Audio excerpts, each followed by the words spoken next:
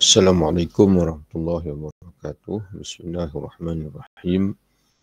Alhamdulillahirabbil alamin wassalatu wassalamu ala Rasulillah an-nabiyil amin nabiyina wa habibina wa syafi'ina Muhammadin ibni Abdullah wa ala alihi wa ashabihi wa man walahu. Kita masuk kepada tingkatan yang keempat bagi wara', iaitu wara' as-siddiqin. Dalam muka surat 363.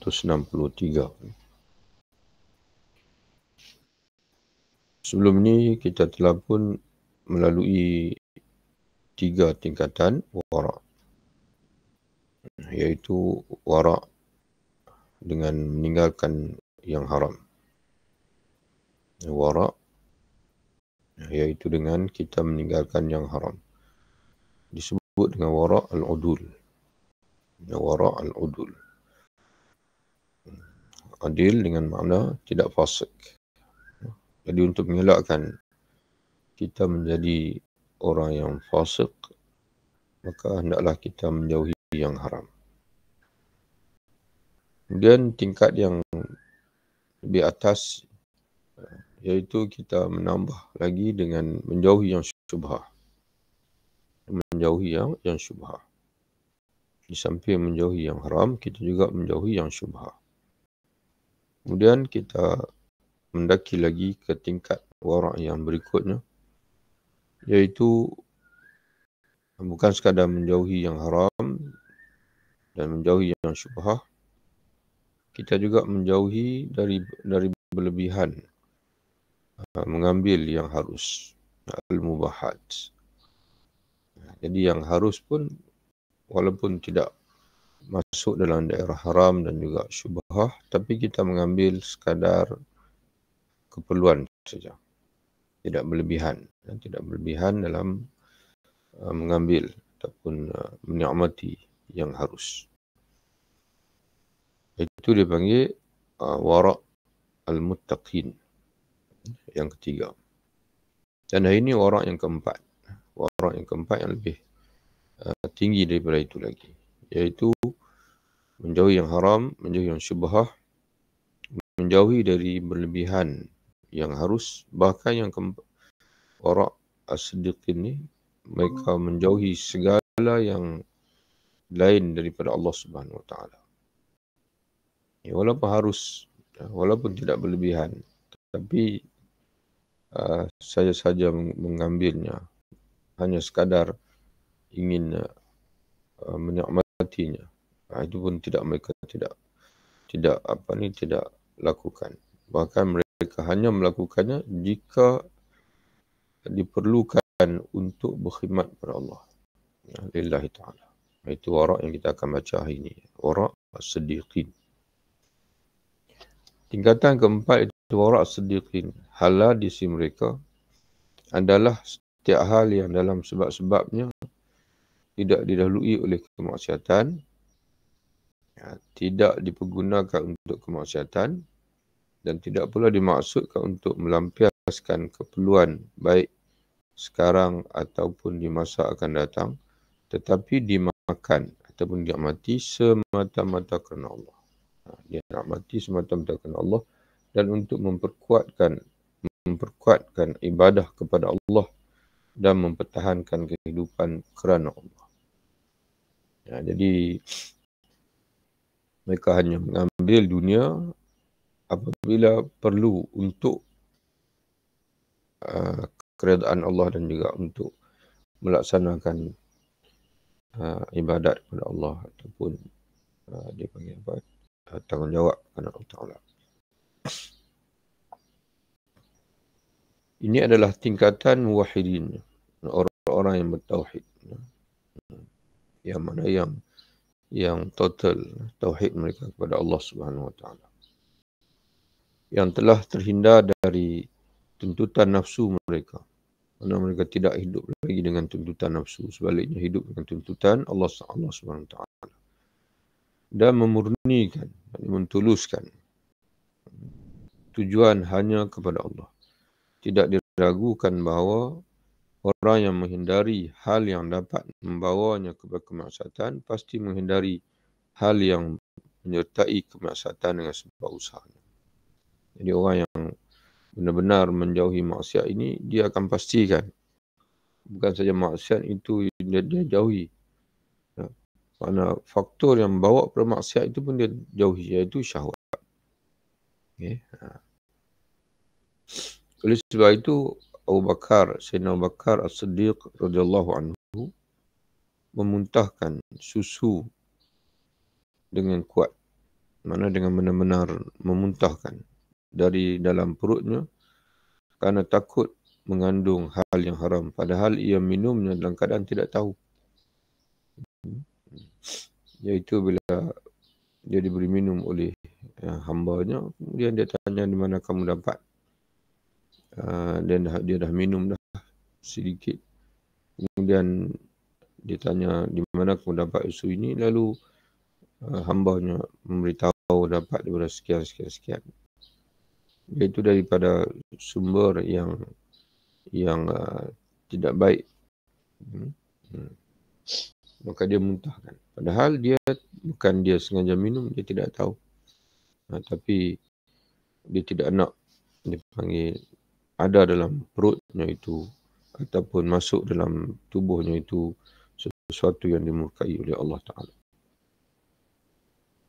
Sebenarnya ia tidak perlu mengeluarkannya, tetapi dia ingin menghindarkan perutnya dari hal yang buruk. Maka ini adalah termasuk wara' as-siddiqin. Di antaranya adalah menghindari pendapatan halal. Mana pendapatan sekalipun halal dihindari apabila pendapatan itu diperolehi oleh penjahit yang menjahit di dalam masjid. Kerana Imam Ahmad memakruhkan, contohnya ini pendapat Imam Ahmad, dia makruhkan para penjahit untuk duduk menjahit di dalam masjid.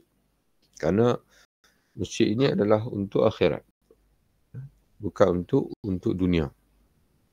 Jadi pendapatan itu walaupun tidak haram, tapi diperolehi pada tempat yang tidak sepatutnya. Ia pernah ditanya tentang pemintal yang duduk di bawah kubah masjid pada waktu khawatir terkena hujan. Lalu ia menjawab, hal itu adalah termasuk perkara akhirat. Makna itu dibina untuk akhirat, bukan dibina untuk dunia. Jadi tidak seharusnya pendapatan diperolehi dengan memanfaatkan tempat yang bukan untuk dunia tapi untuk akhirat. Kemudian dia memakruhkan duduknya orang tersebut di bawah kubah tersebut. Kemudian mereka memadamkan lampu. Mana ada di kalangan mereka yang salafus salih yang memadamkan lampu yang dinyalakan oleh pembantunya untuk orang-orang yang harta mereka dimakruhkan. Mana sumber dia panggil api itu, sumber minyak itu yang diperolehi dari harta yang makruh. Atau tidak mahu menyalakan tungku untuk bakar roti kerana dalam tungku itu ada sisa bara api yang berasal dari kayu yang makruh. Mana kayu itu mereka tak pasti, mungkin pekerja mereka, hamba mereka mengambil, walaupun mengambil bukan tidaklah jelas mencuri dan sebagainya, tapi mereka tidak tahu daripada mana datang, maka mereka tidak mahu menggunakan kayu api itu kerana khawatir terguna hak orang lain. Atau tidak mahu menyalakan tungku untuk bakar roti kerana dalam tungku itu ada sisa bara api yang berasal dari kayu yang makruh, kayu yang tidak sepatutnya mereka ambil. Itulah penjelasan rinci tentang wara' di kalangan para penempuh jalan akhirat. Jadi 4 tingkatan wara'. Jadi sekurang-kurangnya kita berada pada tingkatan pertama dan yang kedua. Kita yang kedua lah sekarang Quran, iaitu wara' dengan menjauhi yang haram dan juga yang syubhah. Dan boleh-bolehnya kita naik lagi tangga yang ketiga, iaitu wara' al-muttaqin, iaitu wara' dengan hidup dengan secara sederhana, yang harus pun kita ambil dengan kadar yang sederhana saja. Kesimpulannya, bahawa wara' memiliki batas awal, ini batas minima, iaitu menghindari hal-hal yang haram, yang diharamkan berdasarkan fatwa yang jelas oleh para ulama, iaitu wara' al-udul. Wara' makna yang mesti yang dilakukan supaya kita ni berada dalam status al-udul, orang-orang yang adil, orang yang tidak fasik. Dan juga memiliki batas akhir. Jadi wara' ada batas akhirnya. Yang paling sempurna iaitu wara' as-siddiqin. Yang ini menghindari setiap hal yang bukan kerana Allah. Iaitu para siddiqin ni, mereka menghindari segala hal yang bukan kerana Allah.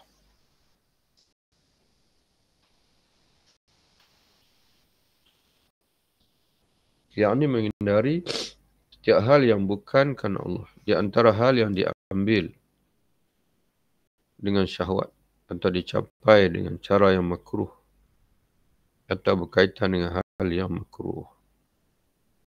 Total. Apa saja yang berkait dengan syahwat, mereka jauhi.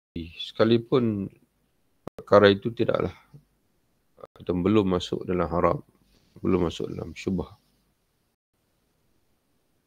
Antara kedua tingkatan tersebut, mana di antara yang paling bawah iaitu wara' udul dan juga wara' siddiqin, ada dipanggil beberapa tingkatan kehati-hatian. Mana kehati-hatian, maknanya ihtiyat dia panggil.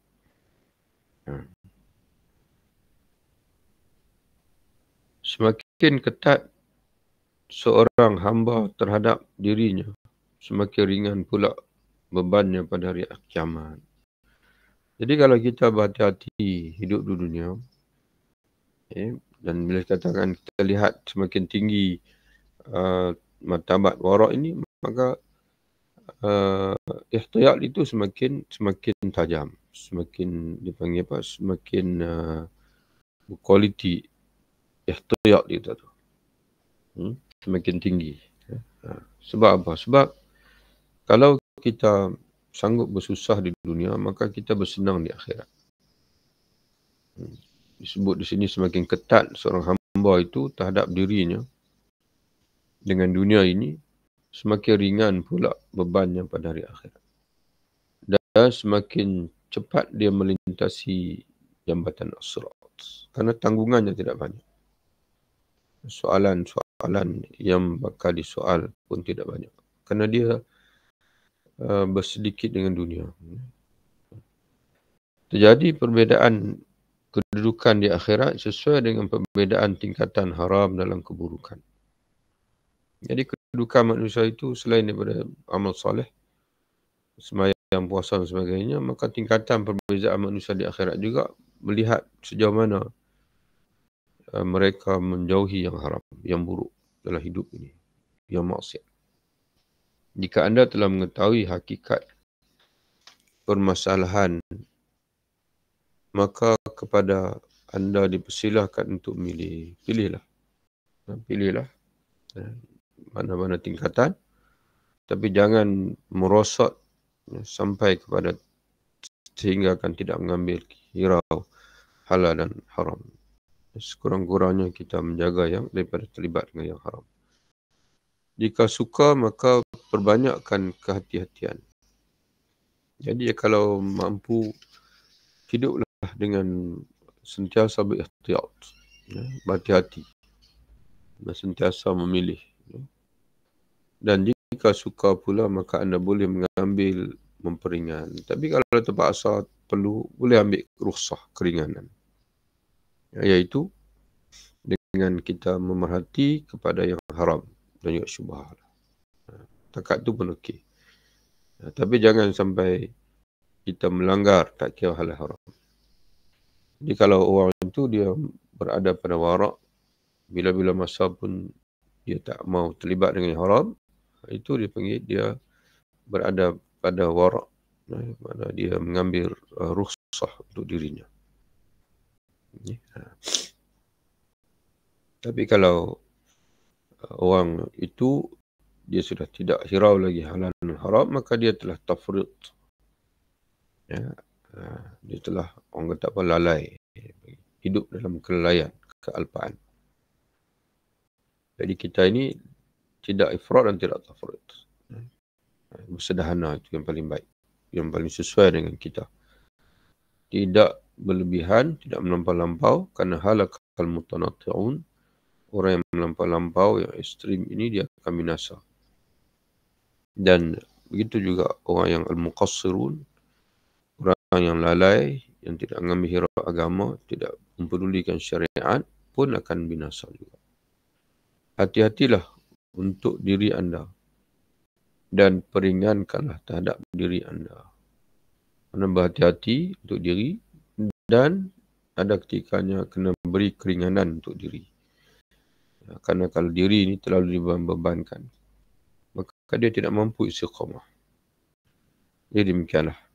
Kita selesai tajuk topik yang ke-8 iaitu taqwa dan warak. Dan selepas ini kita akan masuk topik yang ke-9 iaitu syukur.